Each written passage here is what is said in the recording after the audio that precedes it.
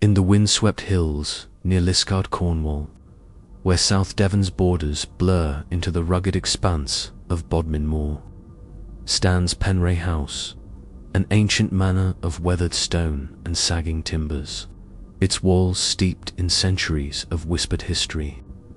Said to have been a clandestine meeting place for Orange supporters in the 17th century, it harbours a mystery from the depths of a bitter winter. On a February morning in 1955, when snow lay 4 feet thick across the ground, footprints appeared on the manor's roof, delicate impressions of a woman's shoe, size 5, with distinct heel and sole marks etched into the icy blanket. Seen by the maid from the William and Mary room, these spectral tracks stirred unease, the house's dogs refusing to enter the kitchen or the haunted chamber. Their fear a silent chorus to a phenomenon witnessed by 3 souls, a ghostly echo haunting Penrae House in the stillness of...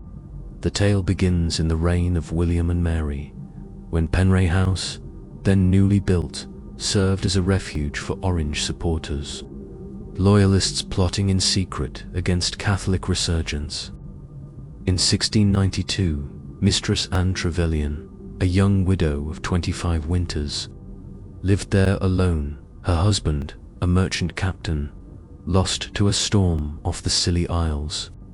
Known for her sharp wit and sharper solitude, Anne wore size 5 shoes, their heels worn from pacing the manor's corridors, her chestnut hair pinned tight beneath a lace cap. On a February night, as snow blanketed the moor 4 feet deep, she climbed to the roof, some say to signal a lover, others to escape a madness born of isolation, slipping on the icy slates, her body tumbling to the courtyard below, her neck snapped, her footprints frozen in the snow, buried in Liskeard's churchyard under a simple stone. Anne's death was a hushed tragedy, her spirit, legend whispered, bound to Penrae House, her steps a restless echo in its rafters. Centuries passed, the manor weathering time's decay. Its role as a political haven faded, its halls softened by dust and memory, until 1955, when the Carnay family leased it from a distant Trevelyan heir. James Carnay, a farmer of 40 winters, his wife Catherine, a gentle woman with a love of books, and their maid, Jane Morecambe, a sharp-eyed girl of 20 summers, settled into its creaking embrace. That February, a blizzard buried Cornwall, snow piling 4 feet thick, the manor a white island in a frozen sea.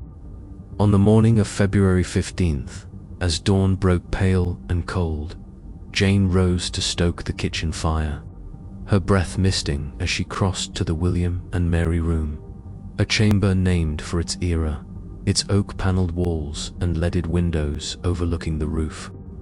Opening the window to admire the snow's pristine glow, Jane froze. Footprints marked the roof, a woman's tracks, size 5, their heels and soles distinct in the icy crust, stretching from the dormer's edge to the roof's peak, then vanishing as if their maker had stepped into the void. She called Catherine and James, their boots thudding as they joined her. 3 witnesses staring at the impossible. No ladder reached the roof. No tracks led to the house. The snow unbroken save for those spectral steps. The dogs, 2 hounds, Rusty and Bess, whinnied at the kitchen door, refusing to cross its threshold, their hackles raised. In the William and Mary room, they balked, tails tucked, growling at shadows no eye could see. Catherine, trembling, whispered, "It's a ghost. Those prints aren't ours," while James, a skeptic, fetched a ladder to climb the roof. His heavy boots sank into fresh snow, obliterating the delicate tracks. Yet finding no source, no exit, only the wind's howl and a chill. Jane, pale, recounted the dog's fear, Rusty pacing the hall, Bess cowering by the hearth, their refusal a silent testament to a presence beyond the living. That night, weird sounds drifted from the room, a faint tread, a rustle of skirts, heard by all three, their lanterns dimming as if brushed by unseen breath, the manor alive within Trevilian's restless spirit. The phenomenon spread whispers through Liskeard, Penrae House, haunted by a woman's ghost, her footprints a spectral mark in the snow. In 1956, a neighbor named William Kessel, tending sheep near the manor at dusk, glimpsed the tracks anew, size 5, heels distinct, on a fresh fall, vanishing as he watched, his tail a shiver at the inn. In 1965, a curate named Nathaniel Veron, preaching at St. Martin's, ventured to Penrae on a February evening. The dogs, now old, growled at the William and Mary room, his Bible steady as he heard footsteps pacing the roof, a faint moan fading into the wind, his journal noting only "a soul walks where none should tread." By the late 20th century, the Carnay family had moved on. Penrae House passed to new hands, its haunting a quiet legend. In 1979, a tenant named Sarah Penharlow, living there with her collie, saw the footprints on a snowy February morn, size 5, heels clear. Her dog refusing the kitchen, her sleep broken by a rustle from the William and Mary room.